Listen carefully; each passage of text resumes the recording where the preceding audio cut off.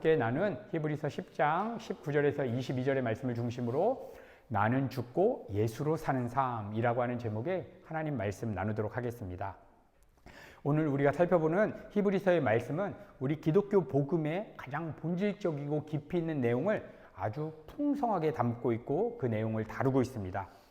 특별히 오늘 우리가 읽은 이 본문 말씀을 중심으로 예수님께서 십자가에서 흘리신 그 피의 의미가 무엇인지, 그리고 십자가에서 찢기신 그 몸의 의미가 우리의 삶에 어떠한 변화를 요구하는지를 우리가 함께 묵상함을 통해서 그 십자가의 은혜를 실제 우리의 것으로 경험하는 그러한 소중한 시간이 되기를 간절히 소망합니다. 여러분, 우리는 각자마다 인생을 살아가면서 어느 순간 근본적인 질문을 하게 됩니다. 나라고 하는 존재는 무엇인가? 나는 무엇을 위해서 살아가는가? 이 질문은 단순한 사색이 아니라 우리가 어디에서 왔고 어디로 가는지를 결정짓는 정말 본질적인 질문입니다. 이 질문에 대해서 오늘 본문 말씀은 가장 분명하고 선명하게 해답을 제시해주고 있는데, 우리의 삶의 의미와 목적은 무엇인가? 바로 예수 그리스도의 십자가라고 이야기해주고 있습니다. 왜냐하면 여러분, 성경을 보시면 성경은 그리스도를 통해서 이 세상이 창조되었고 그리스도를 목적으로 이 세상이 운행되고 있다라고 말하고 있습니다. 그리고 그리스도께서 이 땅에 오신 가장 본질적인 이유가 무엇입니까? 우리 안에 있는 죄를 대속하시고 우리를 의롭다 칭하시기 위해서 이 땅에 오신 것입니다.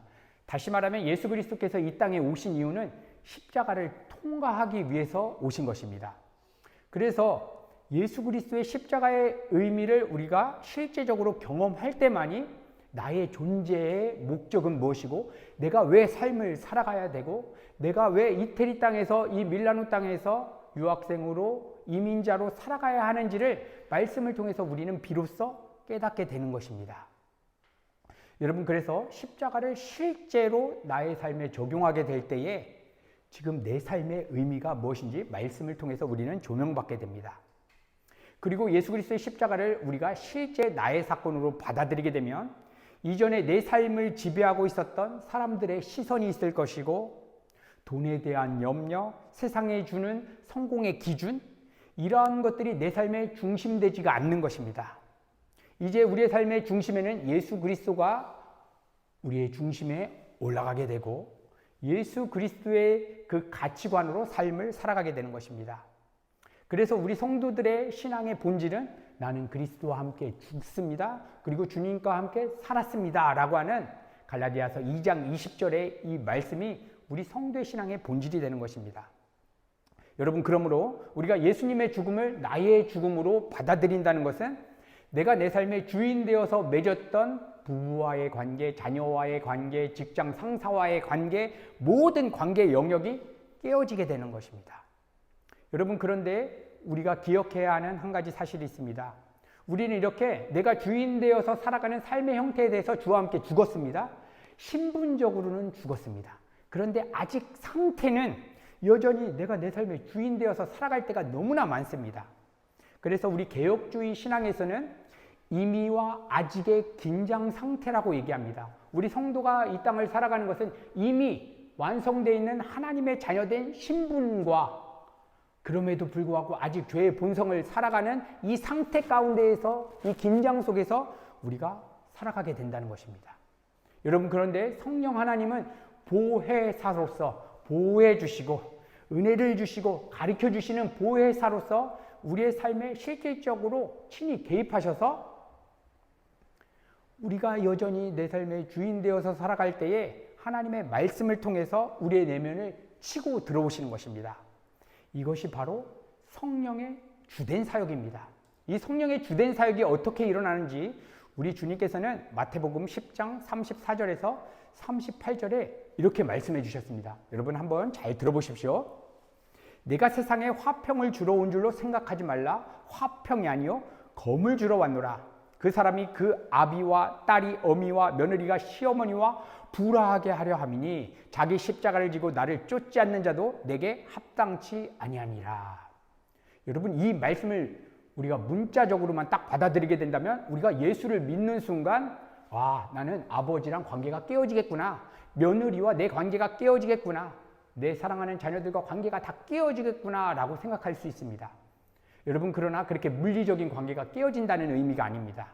이것은 우리가 십자가의 복음을 온전히 받아들이게 될 때에 이 세상의 기준과 중심으로 맺었던 모든 관계가 우리의 내면 깊은 곳에서부터 새롭게 조명이 되고 하나님의 질서 안에서 다시 정리되는 변화를 우리는 경험하게 된다는 것입니다. 예수를 믿기 전 내 남편과 관계했던 그 관계가 예수를 믿은 다음에는 완전히 새롭게 질서가 바뀌어지는 것입니다. 여러분, 한번 생각해 보십시오. 우리 많은 사람들은 시간과 에너지를 사람과의 관계 속에서 쏟게 됩니다. 그것은 우리가 사회적인 동물이기도 하고 외로움을 느끼는 존재이기도 합니다. 그러나 사실 그보다 더 본질적인 이유는 우리 모든 인간은 타인과의 관계를 통해서 나의 존재를 확인하려고 하기 때문입니다. 사람들 속에서 내가 얼마나 괜찮은 사람인가, 내가 얼마나 성공한 사람인가, 내가 얼마나 괜찮은 부모인가, 내가 얼마나 괜찮은 목사인가를 뽐내기 위해서 타인과의 관계를 규정하며 살아갑니다. 그 기준들을 통해서 결국 나라고 하는 존재가 타인들로부터 인정받고 싶은 우리는 본성이 있는 것입니다. 그래서 타인의 마음속에 비춰진 나를 포장하고 화장하기 위해서 온갖 에너지를 쓰게 됩니다. 그래서 저조차도 정말 싫어하는 사람 앞에 좋은 목사라는 그러한 인식을 받기 위해서 싫어하는 사람 앞에 나 정말 싫어 이렇게 말을 못하는 것입니다. 화장을 해서 성도님 귀해요, 마음속에서는 정말 귀하지 않는데 입으로는 귀해요 라고 말할 때가 저는 솔직히 있습니다.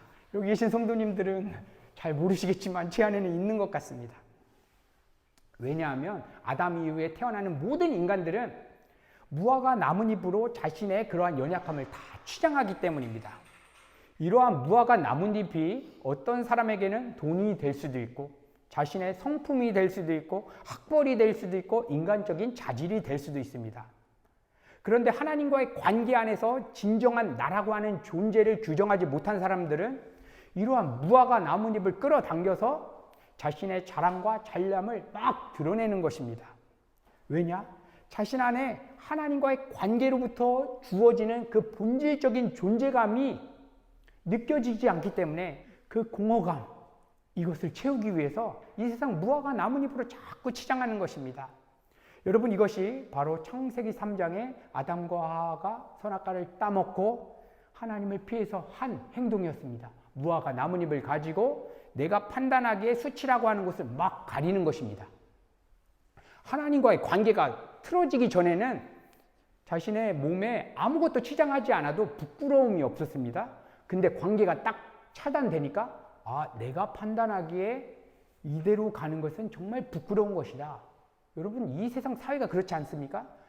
정말 명문고등학교를 나오지 못하고 명문대학교를 나오지 못하면 명문대학교 나온 사람과 나를 비교함을 통해서 부끄러움을 갖게 돼서 나는 명문대는 나오지 않았지만 나는 재력은 많다, 난 인권적인 자질은 많다, 어떠한 능력은 많다, 다른 걸로 덕지덕지 포장해서 자신의 그 수치를 가리려고 몸부림을 치는 것입니다.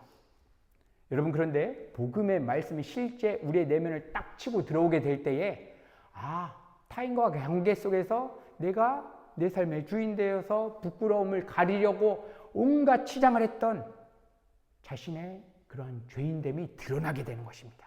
성령께서 그 죄에 대해서 깨닫게 하시는 것입니다. 이때 비로소 예수님의 죽음을 실제 나의 죽음으로 받아들일 수가 있는 것입니다. 그래서 사도 바울은 갈라디아서 2장 20절에 이렇게 고백하였습니다. 내가 그리스도와 함께 십자가에 못 박혀 죽었나니 이제는 내가 산 것이 아니요 내 안에 오직 그리스도께서 사는 것이라. 사도 바울은 은유적인 표현으로 내가 그리스도와 함께 십자가에 죽었다라고 이야기합니다. 우리 수없이 들었습니다.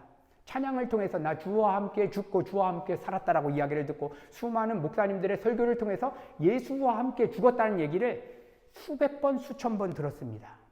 그런데 이게 실질적으로 무엇이 죽었는지를 우리는 말씀을 통해서 명확하게 이해할 필요가 있습니다.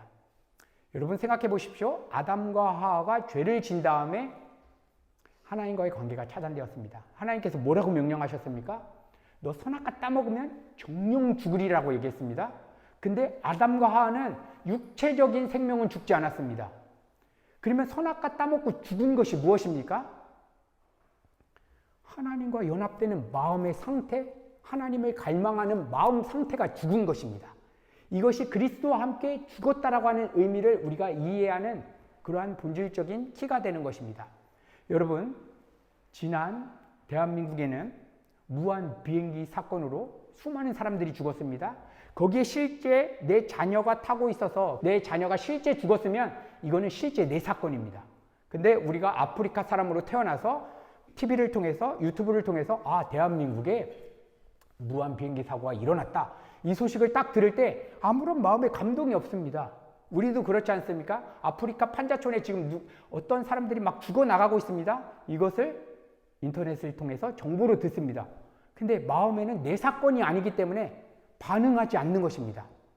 이것이 바로 죽었다라고 하는 의미입니다. 예수님과 우리가 함께 죽었다라고 하는 의미는 내가 내 삶의 주인 되어서 생각하고 판단하는 것이 그렇게 실질적으로 나랑 아무 상관없는 것처럼 작동하지 않는다라고 하는 의미인 것입니다. 그러니까 죽었다는 것은 우리의 인격, 곧 우리의 마음, 하나님보다 이 세상을 갈망하는 마음 자체가 완전히 죽었다는 것을 의미하는 것입니다. 여러분, 우리는 마음이라는 것이 있는데 이 마음의 핵심에는 인격이라는 것이 있습니다. 이 인격은 어떻게 반응하냐면 무언가를 좋아하고 무언가를 원하고 무언가를 내가 가지고 싶다 하는 그러한 성격을 띠게 됩니다. 이것이 인격의 본질적인 속성입니다. 그런데 이 인격의 본질적인 속성이 하나님이 아니라 세상으로 빗나갔다. 이것을 헬라어로 하마르티아라고 얘기합니다. 이것이 죄의 본질입니다. 누구 때리고 사기치고 이것은 죄의 열매이고 이러한 악한 행동이 나온 본질적인 이유는 우리의 마음의 인격이 하나님을 갈망하는 것이 아니라 이 세상을 갈망하도록 이렇게 마음의 방향이 빗나갔기 때문입니다. 여러분, 그래서 우리 주님께서 십자가에서 우리를 위해 보혈을 흘려주셨다라고 하는 의미는 내가 하나님보다 이 세상을 희망하고 갈망하는 우리의 마음을 끊어내시기 위한 능력이 되는 것입니다. 그래서 우리가 찬양을 통해서 주의 보혈 능력이 있도다라고 찬양하는데 굉장히 추상적으로 받아들였지만 오늘 이 시간부터 우리가 주의 보혈을 찬양할 때는 이렇게 기억해야 되는 것입니다. 주의 보혈 능력이 있도다, 내가 하나님보다 더 의지하는 내 마음을 끊어내는 능력이십니다 라고 우리가 고백드리는 것입니다. 그래서 성경은 피에 대해서 이렇게 말씀해 주셨습니다. 모든 생물의 생명은 그 피에 있다. 그러니까 피는 곧 생명이고, 생명이라는 것은 무엇입니까? 내가 삶을 살아가는 이유와 목적을 의미하는 것입니다. 여기 계신 성도님들 한 분 한 분은 지금 무엇을 위해 살아가고 있습니까? 자기 자신에게 한번 질문해 보십시오. 내가 왜 사업을 하는지, 내가 왜 자녀를 양육하는지, 내가 왜 음악가로 살아가는 것인지, 내가 왜 이탈리아 밀라노의 이민자로 살아가는 것인지. 여러분, 우리가 하나님을 목적해서 이러한 삶을 살아가지 않는다면 이러한 모든 것은 아무리 선행을 베풀어도 죄가 되는 것입니다. 하나님보다 이 세상을 더 갈망하는데 오히려 하나님의 능력과 힘을 이용해서 그 목적을 이루려고 할 때 그것을 성경에서는 뭐라고 이야기하냐면 악한 양심이라고 이야기합니다. 그러니까 하나님 이름 부르지 않는 사람은 악한 양심이 있는 것이 아니라 그냥 양심에 화인받은 자입니다. 그런데 하나님의 이름을 부르지만 하나님을 사랑하는 것이 아니라 이 세상의 가치를 목적으로 하나님의 힘과 능력을 끌어당기는 사람은 악한 양심에 있는 것입니다. 여러분, 이 성경에서 악한 양심을 품었던 대표적인 예가 가룟 유다였습니다. 가룟 유다는 예수님의 제자였습니다. 예수님을 쫓아다녔습니다. 지금으로 말하면 정통 기독교에 나와서 건강한 교회 안에서 예배를 같이 드렸다는 것입니다. 예수님을 따라다닐 정도면 얼마나 건강한 교회 공동체와 함께 다닌 것입니까? 예수님과 함께 3년 반 동안 동고동락하면서 예수님의 설교도 들었고 예수님이 오병의 현장에서 빵 나눠주고 떡 나눠줄 때 같이 나눠주면서 그 신비한 체험을 다 했습니다. 다시 말하면 기독교 안에 들어와서 기도 응답도 받았고 신비한 체험도 했습니다. 그런데 그의 마음의 중심에는 예수님 자신이 목적이 아니라 나 예수님 한 분이면 충분합니다. 예수님의 십자가에서 죽으신다면 나 같이 죽겠습니다. 예수님의 목적이 아니라 결국 가룟 유다의 마음의 중심에는 돈이 있었고 자기 유익이 있었습니다. 그래서 결국 그는 은 30에 예수님을 팔아버린 것입니다. 예수님의 가치는 은 30이었습니다. 그는 기독교라고 하는 종교 안에 들어와서 열심히 있는 종교 생활도 하고 신비한 체험도 하였지만 결국 이 악한 양심을 버리지 못하고 영원한 사망으로 흘러갔습니다. 여러분, 그런데 이러한 악한 양심을 품은 사람은 예수님의 제자들 중에 베드로도 있었습니다. 그는 예수님께 정말 예수님을 사랑한다라고 진심 어린 마음으로 고백했습니다. 그런데 결정적인 순간이 딱 오니까 어떻게 했습니까?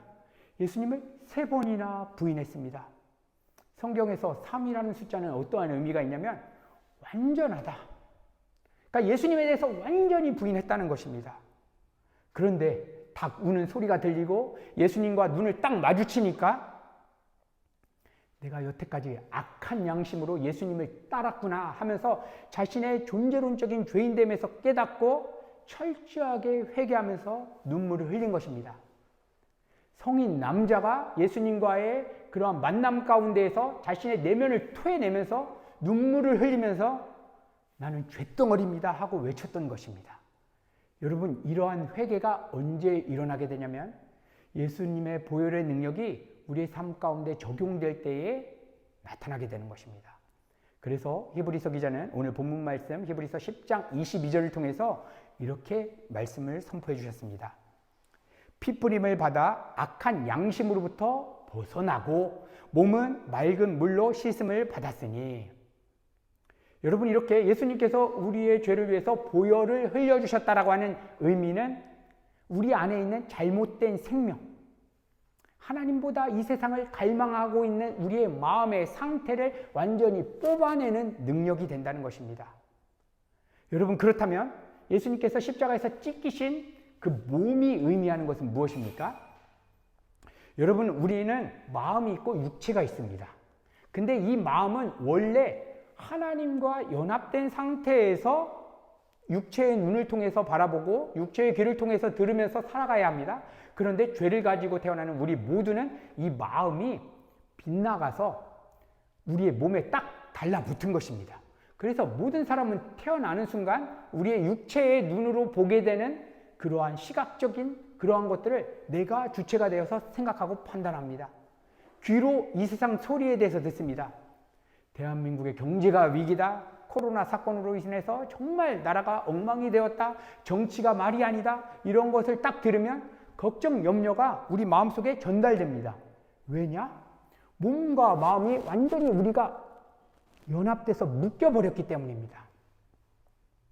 그런데 예수님께서 십자가에서 우리의 죄를 대속하시기 위해서 피만 흘려주신 것이 아니라 육체가 갈기갈기 찢어지면서 어떠한 효과를 우리에게 적용시켜 주냐면 이제 우리가 눈으로 보고 귀로 듣는 모든 환경에 대해서 우리의 마음이 반응하게 되는 이 육체와 마음을 잘라내신다는 것입니다.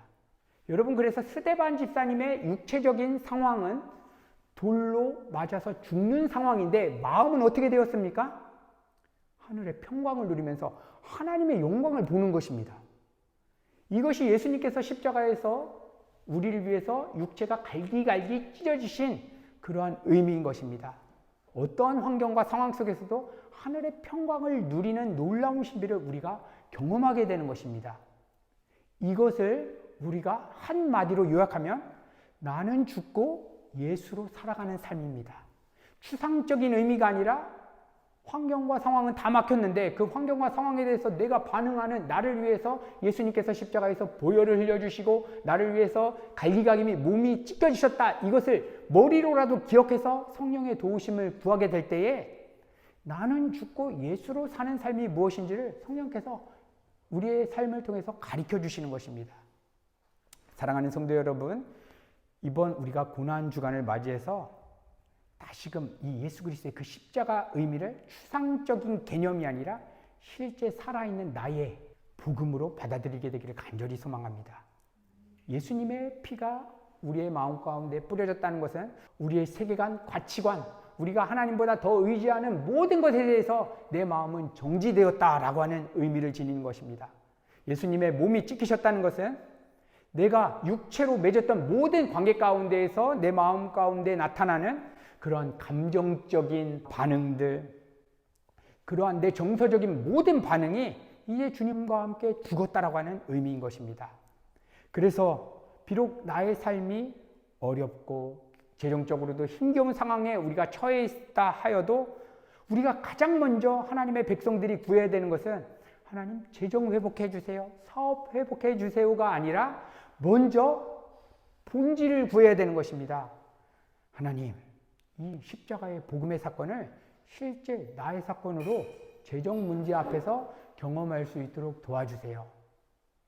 부흥회를 가고 어떠한 집회를 가면 정말 십자가의 은혜를 찬양하면 뜨거워지는데 다급한 삶의 현장 가면 복음 따로 삶 따로 그러면서 생각하게 됩니다. 인간은 다 그런 거야. 누가 그렇게 살아? 라고 사탄은 이 세상 풍습으로 우리를 속이게 되지만 여러분, 살아있는 하나님의 그 말씀과 이 십자가 복음은 우리의 모든 삶의 영역에서 우리를 이끌어내는 놀라운 복음의 소식인 것입니다. 여러분, 이번 고난주간을 맞이해서 예수님께서 찢기신 예수 그리스도의 몸과 우리를 위해서 흘리신 그 보혈을 실제 나의 것으로 하나님 경험하고 싶습니다. 하나님, 내가 잘 모르겠지만 이것 좀 알려주세요.